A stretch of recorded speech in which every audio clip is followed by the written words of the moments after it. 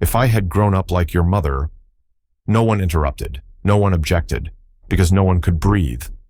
Karoline Leavitt touched something sacred to Jasmine Crockett. Her dead mother. Congresswoman Jasmine Crockett didn't shout. She didn't flinch. She just looked at Karoline, as if she were staring through her into a place no cameras should ever reach. And what followed wasn't a debate. It was a reckoning that began with grief and ended in silence so thick even the chairman didn't know what to do. If you've ever lost someone and had to sit there while a stranger turned their memory into a weapon, this story will hit you where it hurts. The lighting in room 2141 of the House Oversight Committee was always harsh, too white, too cold, the kind of light that made truth feel more naked and lies more visible. It was a room designed to strip away comfort, and that morning it did exactly that. Karoline Leavitt was already seated when Jasmine Crockett entered. Karoline didn't look up. She didn't have to. She was reviewing her notes, clean, typed, bound neatly. Not a single word scribbled in the margins. Every line chosen. Every comma defended. Jasmine, on the other hand, moved quieter than usual. She walked in with a single manila folder tucked under her arm. No assistant, no grand gestures. Just a quiet nod to the chair and a small glance at her assigned seat. She sat down without looking at Karoline. The room wasn't crowded, but it felt full, not with people, but with pressure.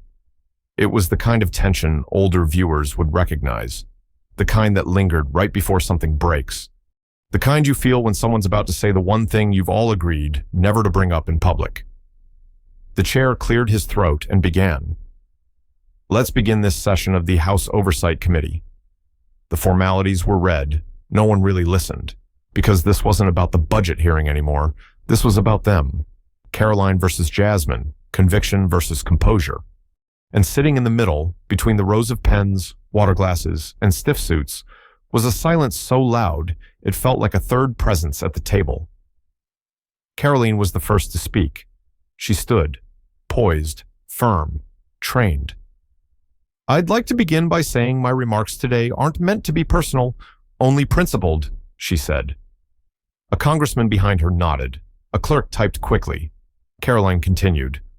I believe our government has confused compassion with codependence. We no longer challenge dysfunction. We fund it. Jasmine didn't blink. Karoline went on. We've created systems that reward emotion over reason. We've allowed trauma to justify tantrums. And in the name of empathy, we've excused behaviors that would have shocked our grandparents. The sentence landed with a heavy thud, a few furrowed brows, a few uneasy glances, but Jasmine remained still. And that stillness, that calm, it made Karoline speak faster. She began to lean into her rhythm, stronger, sharper, her voice rising not in anger, but certainty. And then she said it, with the kind of clarity that doesn't stutter. If I had grown up like your mother, maybe I'd be just as extreme. Time didn't stop. It fell, like a curtain suddenly yanked from the rod, exposing something no one was ready to see. No one coughed. No one turned a page. The pens stopped moving. Even the air conditioning seemed to hush itself. Karoline's sentence just hovered, unwelcome, unresolved. Jasmine didn't move for 10 full seconds, but in those 10 seconds, an entire story began to unfold, inside her face, her hands, her stillness. She looked up, slowly. Her gaze did not challenge. It did not accuse. It invited something heavier. Truth, grief, memory. She stared directly at Karoline, and in that stare, she wasn't sitting in Congress anymore. She was standing in a hospital room, a hand on her mother's shoulder, a television in the corner replaying a soundbite from a press conference, and a single tear, unwiped, rolling down her mother's cheek. That tear didn't come from pain. It came from recognition, because her mother had heard Karoline's voice before. Jasmine didn't reply, not at first. She didn't shake her head, didn't breathe heavily, didn't rearrange her folder or press her lips together. She simply stopped, like a woman trying not to wake the memory sitting just beneath her skin. Karoline, still standing, cleared her throat softly.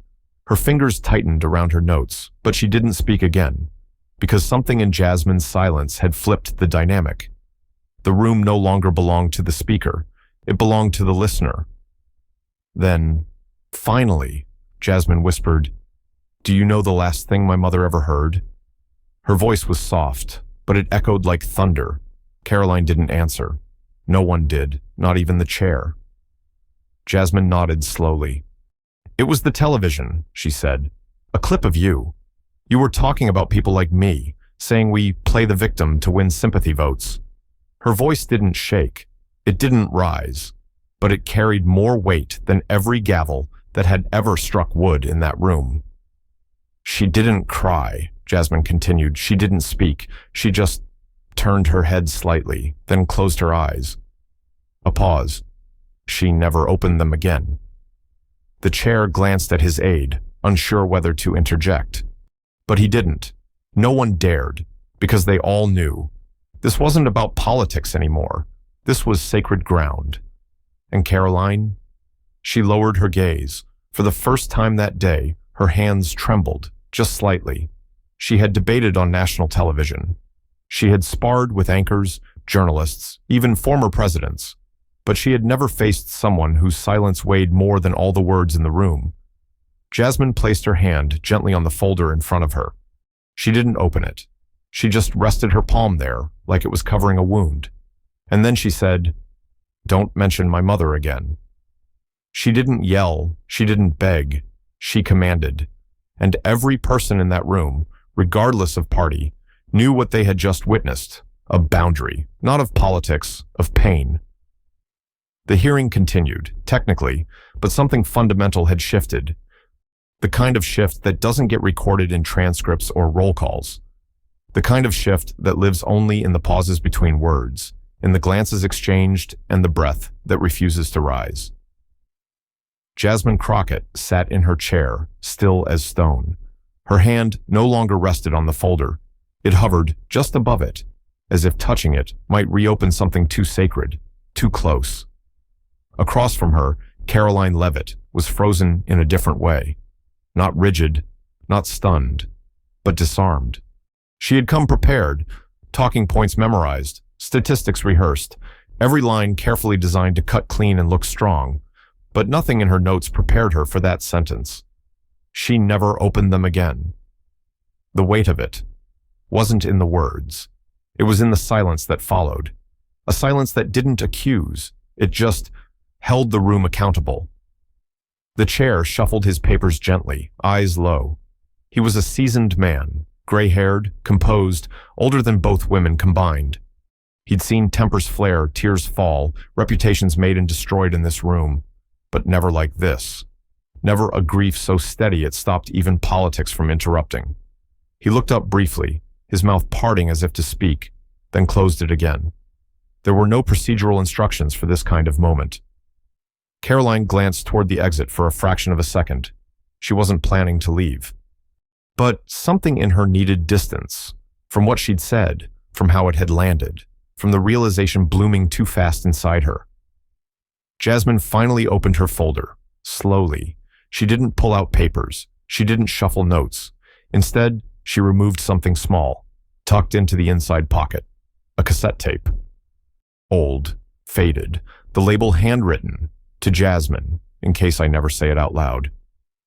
She didn't press play. She didn't need to, because the room didn't need audio. It needed memory. "I found this," she said, holding the tape in her palm like it was fragile glass. 6 months after she passed. Her voice was low, flat, not emotionless, but contained.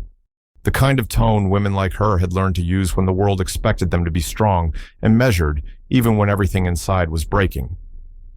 "She recorded it when I was still in law school," Jasmine continued, "but she never gave it to me. I found it in the back of the drawer she kept locked." A pause. The kind of pause where grief isn't past tense. It's right there, in the breath you're holding. "I listened to it once," Jasmine said, "and never again." The room didn't move. Not even Karoline. "She said," Jasmine whispered, "if someone ever tries to use your story against you, stay calm." Another pause. "She said, they'll expect you to break, and when you don't, they'll finally hear themselves." Jasmine set the tape down on the table like it belonged there more than any briefing binder. Karoline blinked. A part of her wanted to speak, apologize, redirect, anything. But she didn't, because something in her was shifting. For the first time in her public life, she realized that having the floor didn't always mean having the right. She had walked into that hearing, ready to win a room. Now she was learning what it felt like, to be seen through. Jasmine continued. I used to think strength meant staying quiet, never letting anyone see the bruise beneath the blazer. She looked up at Karoline again, not with hatred, but with something closer to exhaustion. But now, I think real strength is telling the truth before someone else turns it into a headline. She leaned back slightly. Do you want to know who my mother was, Karoline? The room tensed. Karoline looked up slowly. Jasmine didn't wait for permission. She was a postal worker, 31 years. Rain, snow, arthritis, bad knees. She showed up. She never missed a day. Even when her hands swelled so bad she couldn't grip the steering wheel. She voted in every election, prayed every Sunday. And when I told her I was running for Congress, she said, "You'll have to work twice as hard for half the credit, but I didn't raise you to flinch." By now, you could feel it. That old, familiar tightening in the chest.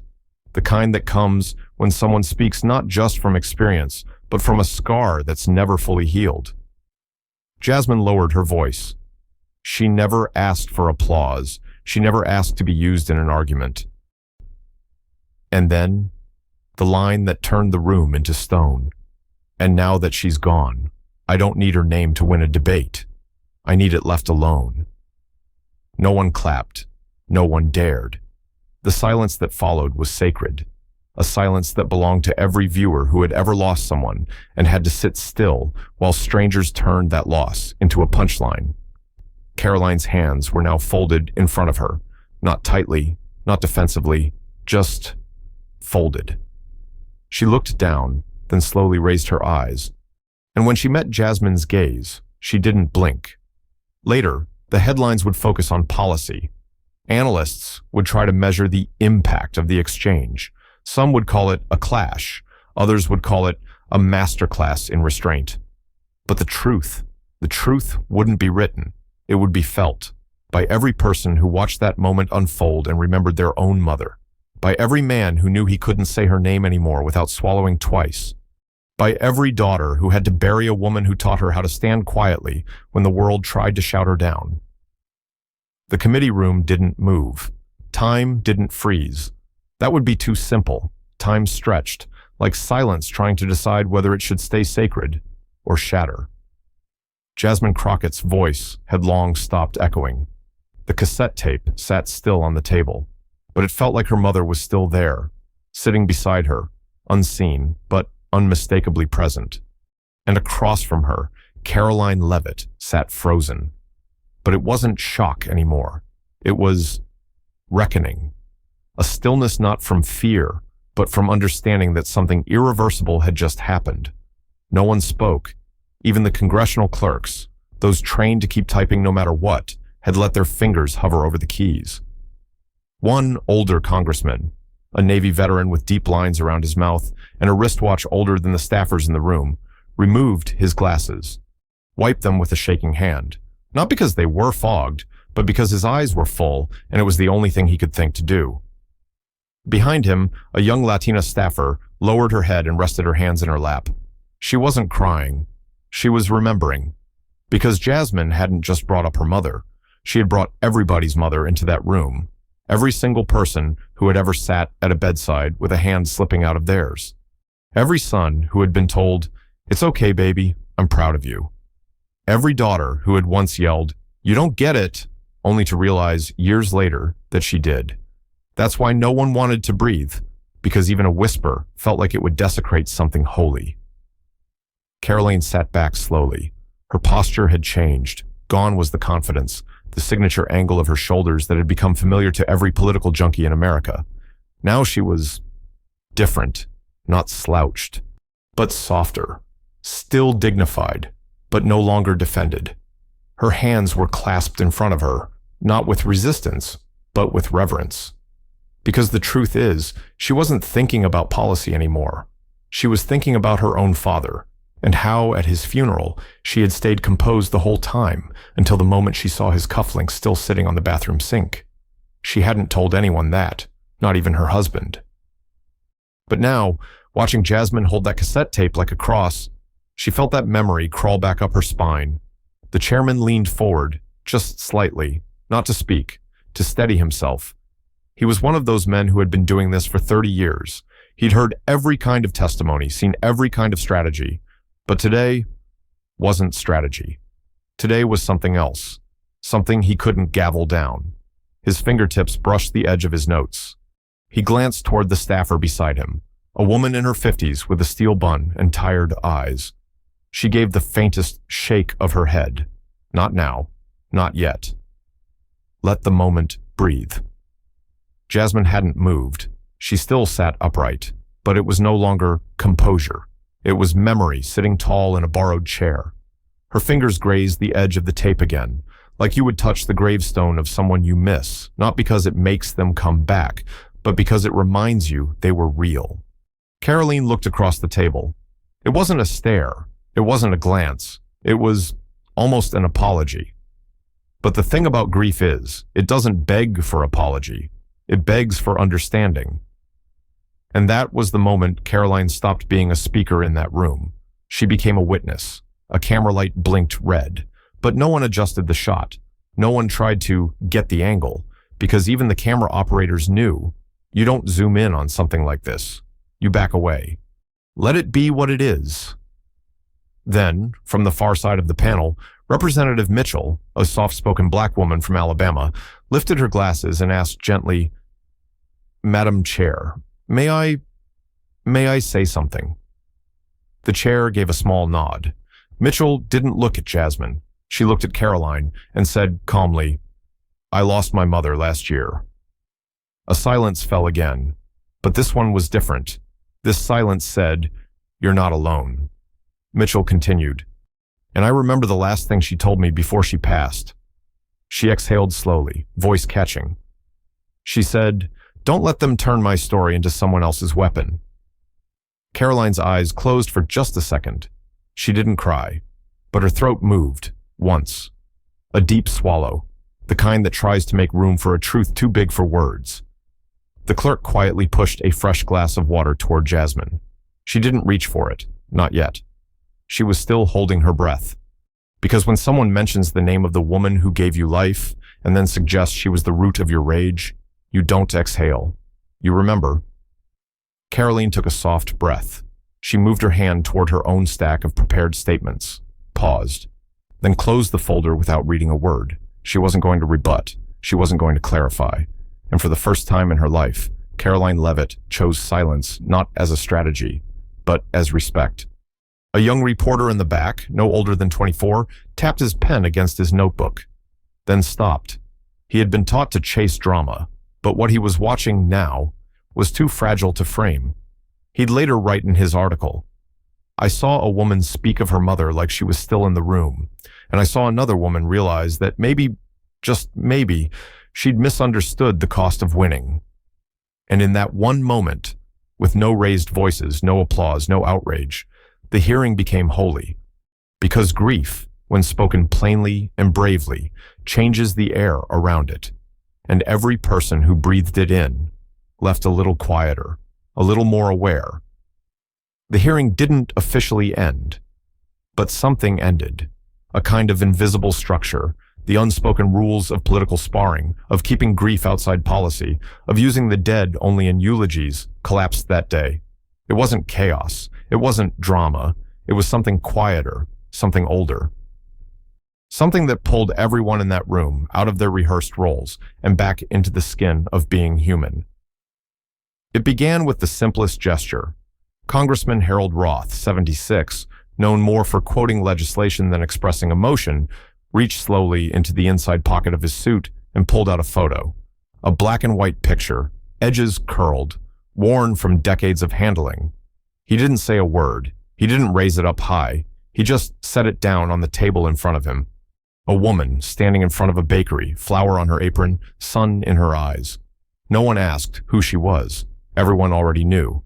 Jasmine saw it. and nodded, almost imperceptibly. A gesture that meant, "Yes, I understand." That photo didn't break the silence. It deepened it. Because in that one quiet offering, Roth had given the room permission. Permission to stop hiding their ghosts behind their gavels. Permission to bring their mothers into the space, not as talking points, but as people. 2 seats over, Congresswoman Dahlia Mera, who hadn't spoken in the last 2 hearings, whispered to the aide beside her, "Can you cancel my 2 avog?" The aide blinked, surprised. "Just cancel it. I need to sit with this." And she did, back straight, hands folded. She stared ahead at Jasmine, not at her words, but at what remained in her stillness. Even Karoline didn't move to reclaim the narrative. She stayed seated, breathing, processing. In her chest, a different memory stirred, not of politics, but of a night 2 years ago when she'd been rushing from studio to studio defending a tax policy. She'd missed 5 calls from her mother that day. She picked up the 6th. "Mom, I'm live on Hannity in 10 minutes. Can it wait?" There was a pause, and then her mother had said something she didn't remember until now. "It's okay. I just wanted to hear your voice." "Washio." Karoline had laughed it off back then. Now, in this sterile, silent hearing room, she could hear it differently, and it hit her like a whisper across the years. The chair finally spoke, but not to move on, just to ask, "Does anyone else have anything they'd like to say?" Not about policy, not about numbers, not about pending amendments. Just speak, if they could. Congressman Jim Ortega, a Marine veteran who once punched a podium during a heated immigration debate, cleared his throat. And for the first time in his career, his voice cracked before he spoke. "My mama used to clean the halls of the Capitol," he said. 3 shifts, same mop. She never asked for thanks. She used to tell me, "Don't speak just to be loud, Jimmy. Speak to say something that your children will want to quote one day." He smiled barely. "I don't think I've done that yet. But today, Jasmine, I think you did." In the gallery, visitors who'd come expecting political theater began weeping silently. A woman from Iowa clutched her purse tightly against her chest.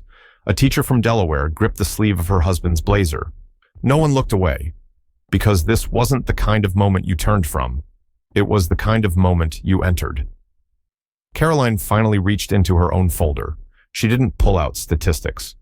She pulled out a note, folded, creased, slightly yellowed at the edge, something her father had written in his final year. It wasn't about politics. It was about tone. It read, "There will come a day, Karoline, when you will win the room.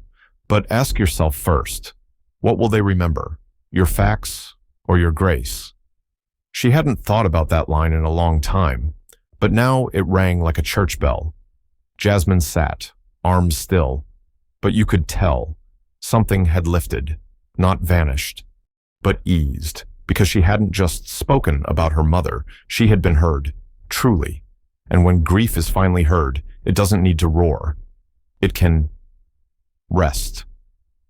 Later that night, in hallways and hotel bars, staffers didn't gossip about who won. They spoke in hushed tones about the moment the room stopped breathing. One aide wrote in her diary, "I thought politics was about being right. Today I learned it's about knowing when to say nothing." Fate. A small clip leaked. Jasmine's story. The tape. The moment Karoline closed her folder. It didn't trend. It lingered. People didn't repost it with snark. They shared it quietly with a message. Watch until the part about her mother, and just sit with it. In a church basement in North Carolina, a support group played the clip without commentary. Afterward, a man in his 60s raised his hand. "My mama died with the radio on. She was listening to a speech about welfare reform. It was the last thing she ever heard. I've always wondered, was she disappointed?" The group didn't answer. They didn't need to. They let him sit there, remembering. In the Capitol that week, something changed. It wasn't big. No headlines. No official resolutions. But people began asking one another, who's your person? Not who's your donor. Not who's your contact. But who's the person you carry in your chest when the mic's off? Karoline didn't answer publicly. But in private, She began writing a letter to her mother. She didn't know if she'd send it, but she started it with this. I mentioned someone else's mother once, thinking I knew their story. I didn't. But I think now. I'm starting to understand what I forgot about you. 3 days after the hearing, a clip began circulating. Not through media outlets, not on trending hashtags. It showed no outburst, no dramatic music, no confrontational edits. Just a single moment. Jasmine Crockett, sitting still, fingers resting on a cassette tape marked, "To Jasmine, in case I never say it out loud." The caption? She didn't raise her voice, but no one else in the room spoke afterward. That clip didn't break the internet. It softened it. In a classroom in Ohio, an 11th grade English teacher paused the lesson on argumentative writing. She played the clip. Afterward, she handed each student a blank sheet of paper. At the top, it read, "Write the name of the person whose memory you would never allow to be used for someone else's gain." Some students wrote Mom, some wrote Dad. One girl simply wrote Me. And below that, in smaller letters, "Because no one defended me, and now I do it for myself." Karoline didn't go on television that week. She didn't release a formal statement, but she canceled 2 fundraising dinners and spent a full evening alone in her apartment, watching the tape again. This time, not as a strategist, not as a speaker, but as someone trying to understand the weight of what she'd stepped on. She paused at the moment Jasmine looked up, right before she spoke, right before she told the room what her mother's last memory was. And Karoline whispered into the silence of her living room, "Would I still have said it if I knew she was listening?" That question didn't leave her. Not that night, not the next. Because for once, it wasn't about the facts. It was about the impact. And for the first time in her public life, Karoline wasn't asking, "Did I win?" She was asking, what did it cost her to stay calm? Jasmine, meanwhile, said nothing. No interviews, no press, no spin. She returned to work the next morning like nothing had happened. But something had, something in her eyes, the way she paused before speaking now. The way she looked at each aide when asking a question, as if weighing whether they too had someone they were carrying in silence. In the weeks that followed, the ripple continued. Letters arrived at Jasmine's office, some handwritten, some typed in all caps, some unsigned, folded 3 times like confessions. A letter from a nurse in Tennessee. "I watched my mom get mocked by a surgeon once. He said she was too emotional about her diagnosis. She didn't speak. She just reached for her Bible and whispered, 'This too shall pass.' Thank you for reminding us that staying calm doesn't mean staying small." A letter from a grandfather in New Mexico. "I've lived through 5 wars, some on the battlefield, some in my house. But the only time I ever cried in front of my sons was the day my mother's name was used to make a point. She was gone, couldn't defend herself, and I didn't know how to speak without breaking." The chair of the hearing never brought it up again, but his staff noticed he carried a small photo in his breast pocket after that day, a black and white picture of a young woman holding a newborn, his mother the day he was born. He didn't talk about it. He didn't need to. A journalist who had once criticized Jasmine for being too composed wrote a column titled, "I saw a woman sit still while her mother was invoked like a strategy, and I learned what strength really is." The final line read, "Some names are not yours to use, not because they're sacred, but because they're still healing." Karoline eventually posted, not a press release, just a note on her personal page. "I've been thinking a lot about what I said, not about whether it was justified, but about whether it was right." I didn't know her mother, and I forgot what it meant to speak in a room where someone is still grieving. I'm not asking for forgiveness, but I'm choosing to carry this moment, not erase it, because not every scar should be hidden. No hashtags, no comments enabled, just words, real ones. Jasmine never replied, but she printed it, taped it inside her desk, not out of triumph, but as a reminder that sometimes even the people who get it wrong can choose to carry the weight too. Months later, at a small civil rights panel in Chicago, Jasmine was asked, "What would you say to Karoline now if she were sitting here beside you?" Jasmine paused, looked down at her hands, then replied, I'd ask her the same thing I ask myself before I speak anyone's name in public. A hush fell. She looked up and said, "Would you still say it if they were in the room?" That question didn't trend. It lingered. On bulletin boards, on bookmarks, on the whiteboard of a grief counseling center in Dallas. In a church in Mississippi, a preacher used it as a sermon title. Would you still say it if they were sitting in the pew? In a VA hospital, a veteran with dementia muttered the phrase over and over in his sleep. Because sometimes a question doesn't need to be answered. It needs to be carried. And you, if you've made it to the end of this story, ask yourself, what name would make you freeze if someone said it in the wrong tone? And what name do you wish you had defended sooner? Because maybe the point isn't to argue harder. Maybe it's to remember more carefully. If this story moved you, even just a little, take a breath. Then comment below. What's one name you would never want someone to use without understanding the weight it carries? And if you believe that silence can be stronger than shouting, hit like, subscribe, and tell us in the comments, would you still say it if they were in the room?